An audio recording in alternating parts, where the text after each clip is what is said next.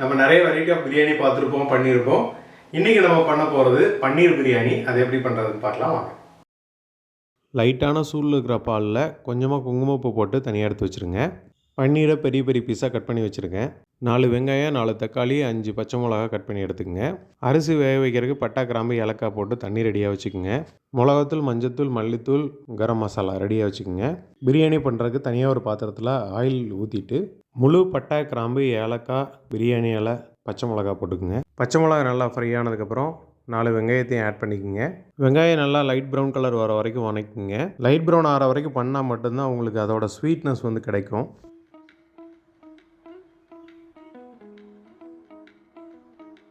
இந்த மாதிரி டயத்தில் 50 கிராம் பூண்டு, 50 கிராம் இஞ்சி எடுத்து அரைச்சி இந்த டயத்தில் ஆட் பண்ணிடுங்க.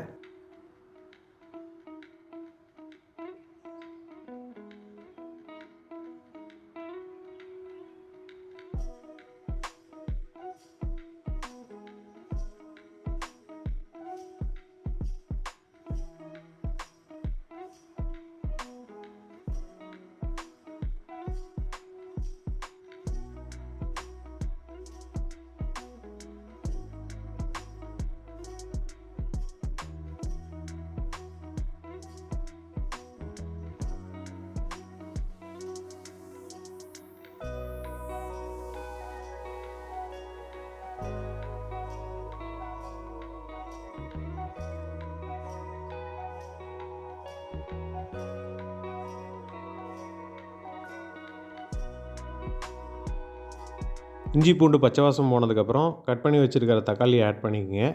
சைஸுக்கு தகுந்த மாதிரி 3ஓ 4ஓ போட்டுக்கலாம்.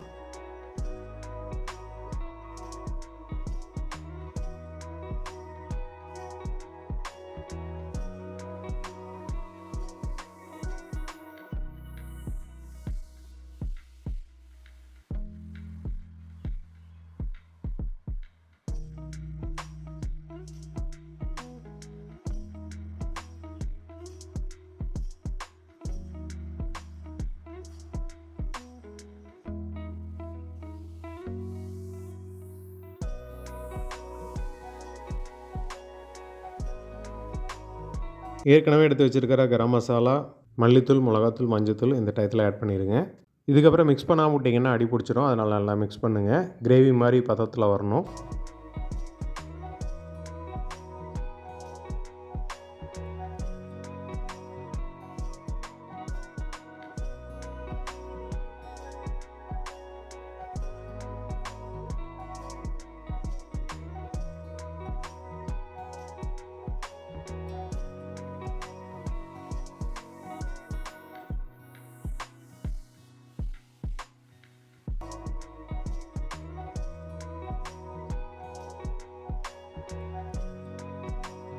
எண்ணெய் வெளியில் வர ஸ்டேஜ் வரும். அந்த டயத்தில் நீங்கள் ஏற்கனவே கட் பண்ணி வச்சுருக்கிற புதினாவை இந்த டயத்தில் ஆட் பண்ணிடுங்க.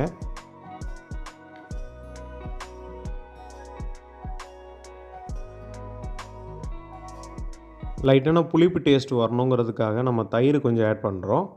அதை இந்த சமயத்தில் ஆட் பண்ணிடுங்க.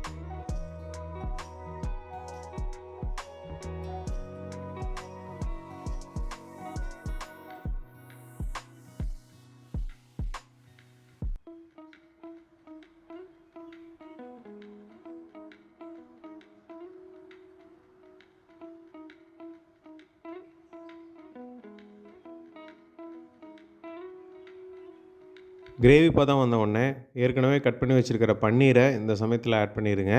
ஏன் பெருசாக கட் பண்ணியிருக்கோன்னா அப்போ தான் பிரியாணியில் உடையாமல் இருக்கும்.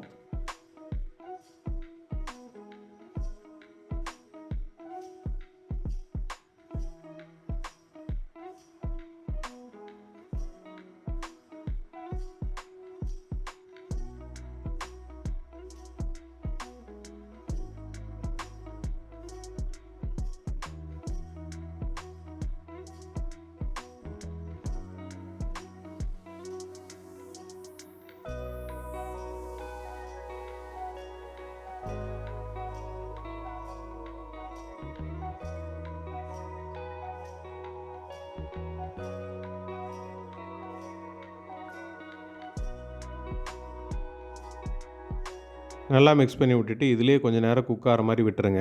இந்த சமயத்தில் ஏற்கனவே நம்ம வந்து தண்ணியில் பட்டா, கிராம்பு, ஏலக்காய் எல்லாம் ஏற்கனவே போட்டு வச்சுருக்கோம்.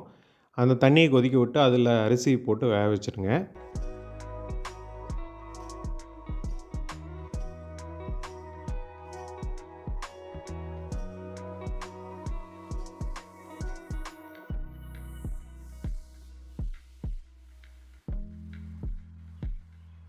அரிசி வந்து முக்காப்பதம் வந்தால் போதும். அதுக்கப்புறம் எடுத்து வடிகட்டிடுங்க.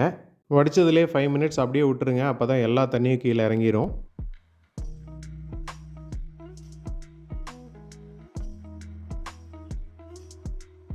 வடிஞ்சதுக்கப்புறம் அந்த குக்கான புலாவ் எடுத்து இந்த கிரேவி மேலே போட்டுருங்க.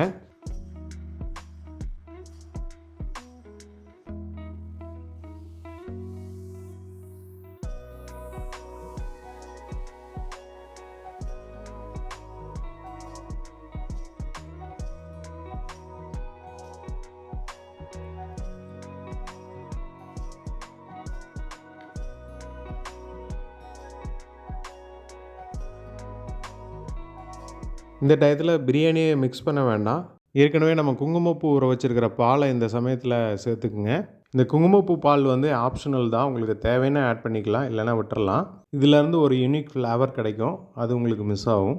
ஏற்கனவே கட் பண்ணி வச்சுருக்கிற மல்லி, புதினாவை இந்த டயத்தில் ஆட் பண்ணிவிட்டு தம் போட்டுடலாம்.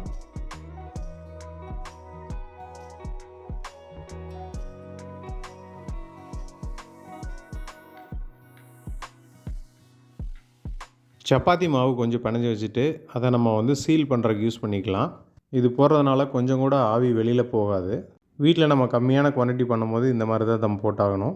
வீட்டில் நம்ம பண்ணுற 1 கிலோக்காக கறியெல்லாம் போட்டு தம் போட முடியாது. அதுக்காக தான் இந்த மெத்தடை ஃபாலோ பண்ணுறோம். வடச்சட்டியில் கொஞ்சமாக தண்ணி பிடிச்சிக்குங்க. அதுக்குள்ளே இந்த பாத்திரத்தை இறக்கிடலாம். உங்களுக்கு தம் மாதிரியே வந்து ஒரு சைட்லேருந்து ஹீட் வந்துகிட்டே இருக்கும். இந்த மாதிரி நீங்கள் ஒரு 15 நிமிஷம் தம் போட்டிங்க அப்படின்னா உங்களுக்கு சாப்பாடெல்லாம் தனித்தனியாக கிடைக்கும். 15 நிமிஷம் கழித்து நீங்கள் தம்மை ரிமூவ் பண்ணிவிட்டு ஃபுல்லாக மிக்ஸ் பண்ணி விட்டுக்கலாம். பன்னீரும் உடையக்கூடாது, அரிசியும் உடையக்கூடாது அப்படின்னா நீங்கள் எல்லா கார்னரில் இருந்தும் உள்ளே மிக்ஸ் பண்ணி விட்டீங்க அப்படின்னா உடையாமல் உங்களுக்கு கிடைக்கும். எல்லோரும் இதை ட்ரை பண்ணி பாருங்கள். பன்னீருக்கு கொஞ்சம் ஸ்பைசினஸ் அதிகமாகவே தேவைப்படும். உங்களுக்கு ஸ்பைசினஸ் பிடிக்கும் அப்படின்னா இன்னும் கொஞ்சம் காரம் சேர்த்துக்குங்க. தேங்க்யூ.